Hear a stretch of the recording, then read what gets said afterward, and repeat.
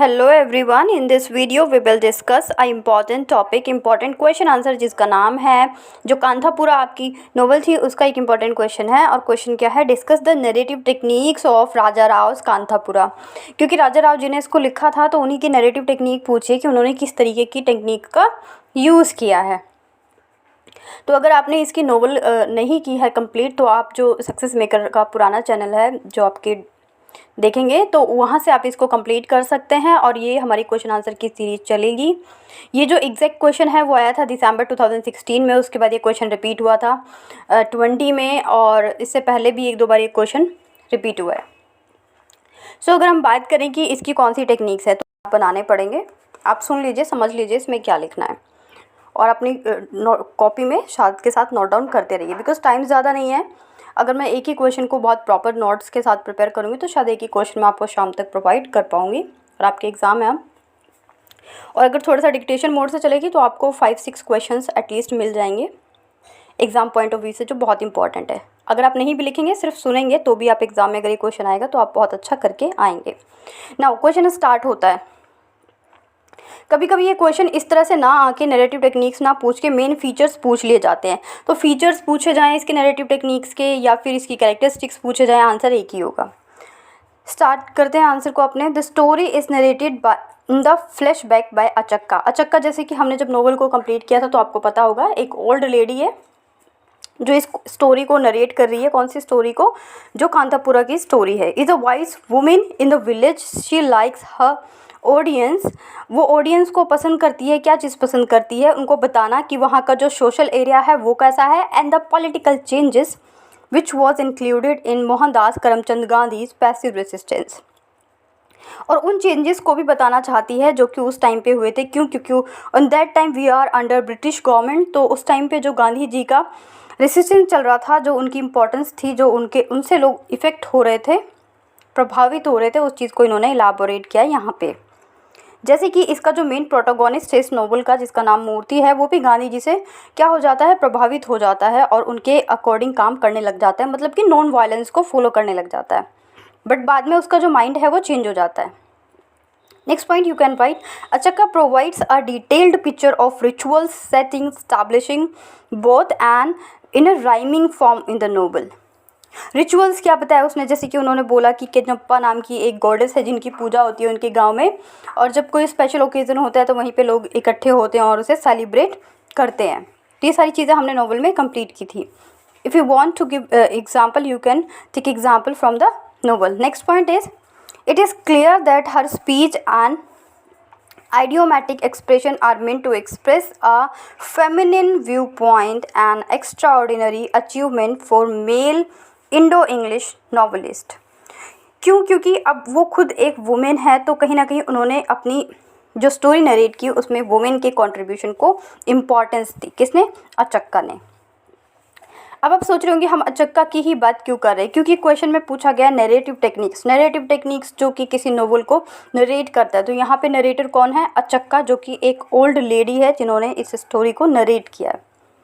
Next point is, अचक्का quickly create a faithful image of an Indian ways of life circumstances by traditional and independent in deities. उन्होंने अपनी जो India थी उसके tradition को elaborate किया है अपनी स्टोरी में, और उन्होंने जो ट्रेडिशन थे, जो कल्चर थे, उनको भी इलाबोरेट किया है। Next you can right, she is evoked in very chapter of never forget the power of past actions. It is she humanizes the villages and chants the prayers ring from time to time। Prayer rings time to time मतलब जैसे कि जो वहाँ पे एक goddess का temple था, वहाँ पे जिस तरीके से पूजा पाठ होता था उस चीज़ को भी इन्होंने नरेट किया है। किसको नरेट किया है? जो इनके लिसनर्स हैं उनके लिए।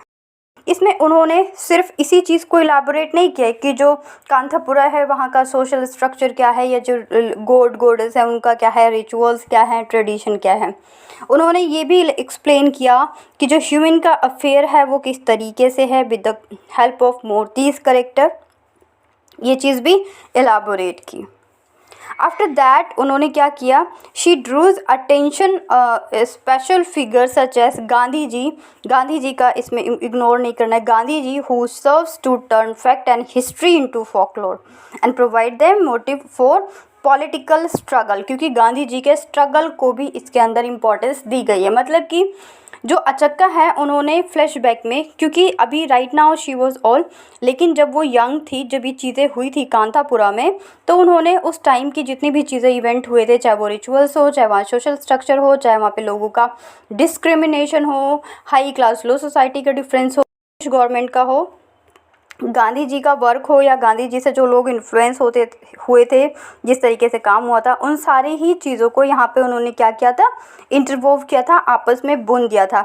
इनफैक्ट उन्होंने यहाँ पे जो पॉलिटिकल स्ट्रगल था उसको भी इम्पोर्टेंस दी अपनी नैरेटिव टेक्निक्स में। और पॉलिटिकल स्ट्रगल को उन्होंने किस तरीके से दिखाया कि जब मूर्ति, जो कि उनका प्रोटोगोनिस्ट है इस कांथापुरा नोवेल का, जब वो बाहर जाता है, गांधी जी से इतना इन्फ्लुएंस हो जाता है कि उनके विचारों को एक्सेप्ट करने लग जाता है।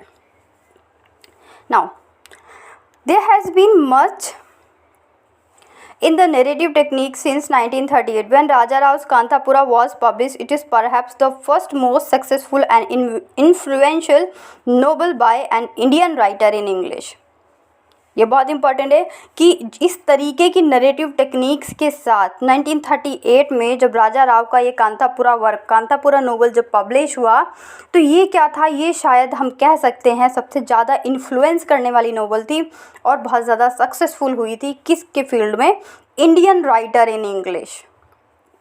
क्योंकि ब्रिटिश गवर्नमेंट पे तो बहुत सारे लोग राइटिंग वर्क कर रहे थे इंग्लिश में, बट अगर हम इंग्लिश की बात करें 1938 के बाद, तो राजा राव का ये जो वर्क था वो बहुत ज़्यादा फेमस हुआ। और इससे पहले भी हमने बात की थी कि राजा राव जो थे वो हमेशा से ही इंग्लिश के फेवर में थे। वो स्टार्टिंग से ही चाहते थे कि इंडिया में इंग्लिश लैंग्वेज को इम्पोर्टेंस दी जाए और इंग्लिश में एजुकेशन को प्रोवाइड किया जाए।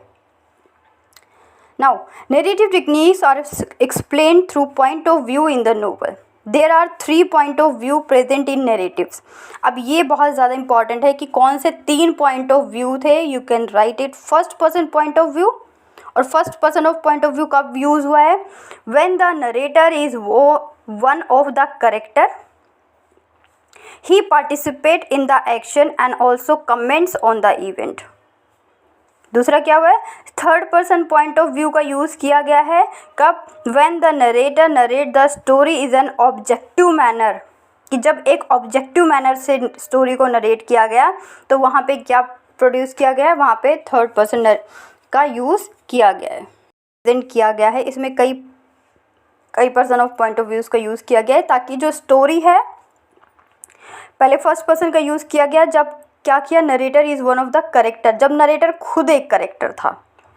और नरेटर कौन है, अचक्का, क्योंकि अचक्का ने इसमें अपने बारे में भी बताया है कि स्टार्टिंग में जब वो यंग थी तो उसने किस तरीके से पार्टिसिपेट किया है। उसके बाद इसमें कब यूज़ किया गया है कि जब कमेंट्स किए गए, इवेंट्स ऑर्गेनाइज हुए वहाँ पे।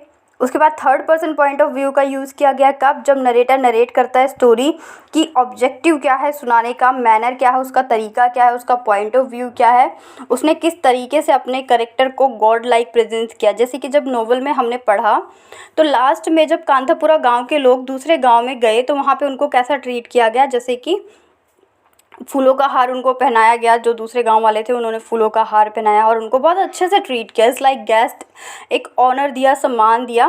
तो ये सारी चीज़ें यहाँ पे इलेबोरेट करनी है। सो अक्सर जो राजा राव से आता है वो इसकी टेक्निक्स को लेके बहुत पूछा जाता है, और जब टेक्निक्स की बात होगी तो यहाँ पे किसकी बात होगी, अचक्का की बात होगी। और ये तो बात हुई तब जब आपको एग्जैक्ट ये वाला क्वेश्चन आता है तो आप एज इट इज़ लिखेंगे इलाबोरेट करके।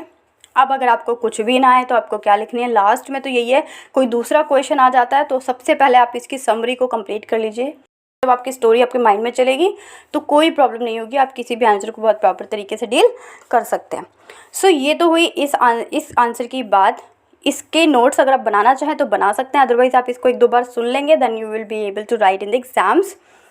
क्योंकि मास्टर्स लेवल तक आते आते एटलीस्ट IQ सबका इतना हो जाता है कि वो सुन के चीज़ों को बहुत अच्छे से एलाबोरेट कर देंगे। मिलेंगे नेक्स्ट वीडियो में विद न्यू टॉपिक और new content, new question answer के साथ ही मिलेगी। क्वेश्चन आंसर जो सीरीज़ है वो हमारी चल रही है नई चैनल पे। इसकी समरी वीडियो देखने के लिए, स्टोरी वीडियो देखने के लिए आप जो चैनल, पुराना चैनल है हमारा, वहाँ पे जाइए, विजिट कीजिए। MEG 7 की प्लेलिस्ट में आपको पूरा कंटेंट मिल जाएगा। तो पढ़ते रहिए। Good luck for your exams. मिलेंगे नेक्स्ट वीडियो में। Keep study and thank you.